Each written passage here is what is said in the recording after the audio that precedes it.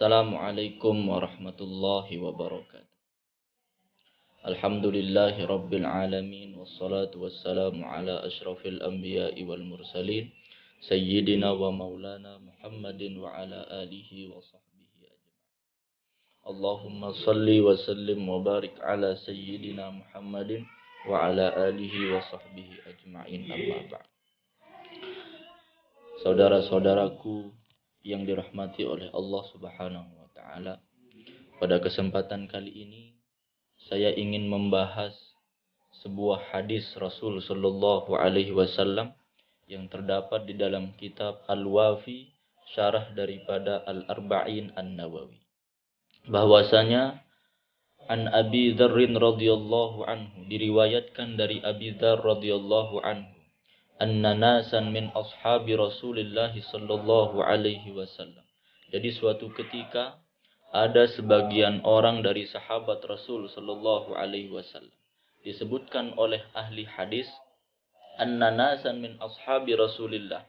Sebagian orang daripada sahabat Rasulullah sallallahu alaihi wasallam ini merupakan golongan-golongan sahabat yang di mana mereka termasuk orang yang memiliki harta sedikit. Jadi sahabat-sahabat yang mendatangi Rasulullah sallallahu alaihi wasallam ini adalah sahabat-sahabat yang tidak termasuk daripada sahabat-sahabat yang golongan orang kaya. Qalu lin Nabi sallallahu alaihi wasallam. Jadi sahabat-sahabat atau sebagian sahabat ini berkata kepada Rasulullah sallallahu alaihi wasallam. Mereka mengadu kepada Rasulullah sallallahu alaihi wasallam, "Ya Rasulullah, wahai Rasulullah, dhahaba ahlud dusuri bil ujur." Kami telah melihat orang-orang yang kaya telah pergi dengan membawa pahala-pahala yang sangat banyak. Yusalluna kama nusalli. Padahal yang kami perhatikan mereka solat sebagaimana kami solat. Cara mereka solat juga begitu yang kami lakukan. Kemudian wa yasumuna kama nasumu. Mereka berpuasa seperti kami juga berpuasa. Jadi dalam hal perbuatan solat, puasa, kami ini sama. Wa yatasaddaquna bi fuduli amwalihim. Tetapi mereka bisa menginfakkan harta mereka dengan harta kekayaan yang mereka miliki. Jadi di sini sebagian daripada sahabat Rasulullah sallallahu alaihi wasallam mengadu kepada Rasulullah sallallahu alaihi wasallam karena mereka iri kepada sebagian sahabat yang bisa menginfakkan hartanya di jalan Allah Subhanahu wa taala. Sedangkan mereka ini termasuk daripada sahabat-sahabat yang miskin, yang tidak mempunyai kelebihan harta untuk menginfakkan. Jadi di zaman Rasulullah sallallahu alaihi wasallam itu mereka untuk menginfakkan hartanya di jalan Allah, mereka berlomba-lomba. Bahkan ada sebagian daripada sahabat Rasulullah sallallahu alaihi wasallam ini sampai mengadu kepada Rasulullah. Mereka iri kepada sahabat-sahabat yang lain yang mampu menginfakkan hartanya di jalan Allah Subhanahu wa taala. Akhirnya dijawab oleh Rasulullah sallallahu alaihi wasallam, "Awalaysa qad ja'alallahu lakum ma tasaddaqun? Inna lakum bikulli tasbihatin sadaqah." Wahai sahabat-sahabatku, dijawab oleh Rasulullah sallallahu alaihi wasallam. Wahai sahabat-sahabatku, bukankah Allah Subhanahu wa taala telah menjadikan untuk kalian jalan sedekah yang lebih mudah? Jadi Allah Subhanahu wa taala telah menyiapkan jalan untuk kita yang mungkin saat itu tidak mempunyai kelebihan harta untuk bersedekah, seperti teman-teman kita yang lain yang mampu mengeluarkan sedekah yang banyak, bisa bersedekah jutaan, ratusan juta, miliaran bahkan. Jadi Allah Subhanahu wa taala telah menyiapkan jalan yang lain untuk kita yang tidak mampu bersedekah dengan menggunakan harta kita. Innalakum bikulli tasbihatin sadaqah.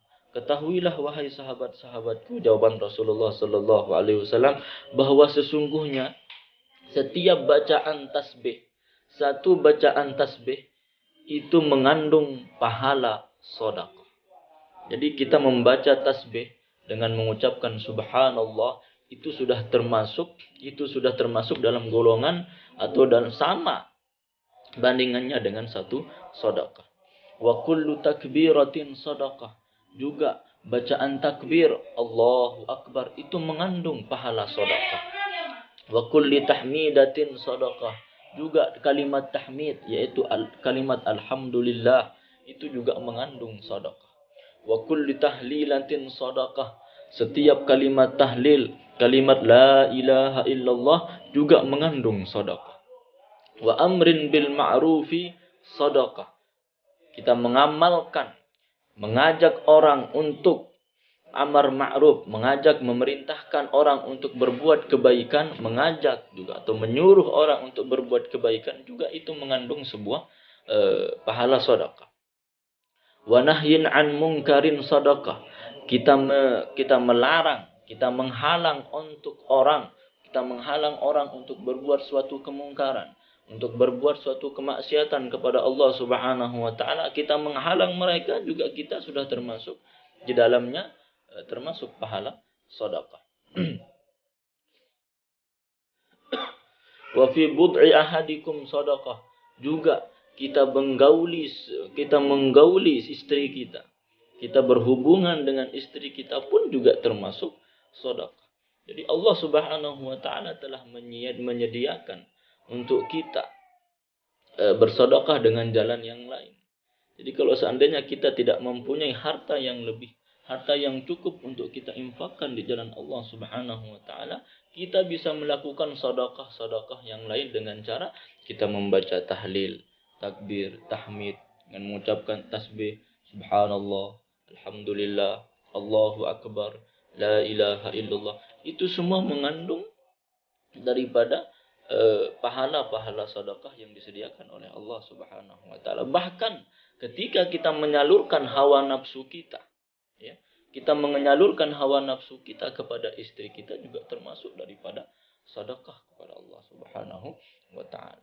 Qalu, akhirnya mereka bertanya, sahabat-sahabat yang tadi mendatangi Rasulullah sallallahu alaihi wasallam akhirnya bertanya, "Ya Rasulullah, ayati ahaduna syahwatahu wa yakunu lahu fiha ajrun?" Wahai Rasulullah, apakah ketika kita menyalurkan syahwat kita kepada istri kita, wa yakunu lahu fiha ajrun, apakah di dalamnya ada pahala? Apakah di dalamnya mengandung pahala ya Rasulullah? Qala, dijawab oleh Rasulullah sallallahu alaihi wasallam, "Ara'aitum law wada'a fi haramin akana alaihi wizrun?" Apakah kalau seandainya kita melakukan suatu keharaman, sesuatu yang haram, apakah itu mendapatkan dosa? Fakadzalika idza wada'a fil halali kana lahu ajrun. Begitu juga ketika kita melakukan suatu kebaikan, maka kebaikan tersebut juga mengandung pahala dari Allah Subhanahu wa taala. Jadi para sahabat yang saya cintai, jadi kita tidak boleh bersedih. Kita tidak boleh bersedih hati ketika kita melihat teman-teman kita mampu bersedekah, mampu menginfakkan hartanya di jalan Allah Subhanahu wa taala.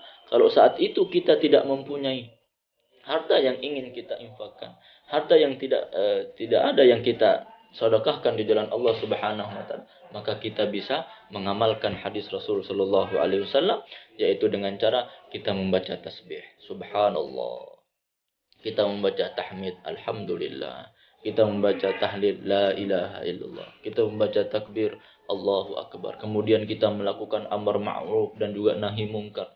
Kemudian kita menyalurkan, artinya kita menginfakkan, kita menyalurkan hawa nafsu kita kepada istri kita. Tentu ini juga bagi teman-teman yang sudah mempunyai istri. Bagaimana dengan teman-teman yang belum mempunyai istri? Segeralah menikah. Wallahu a'lam bishawab. Assalamualaikum warahmatullahi wabarakatuh.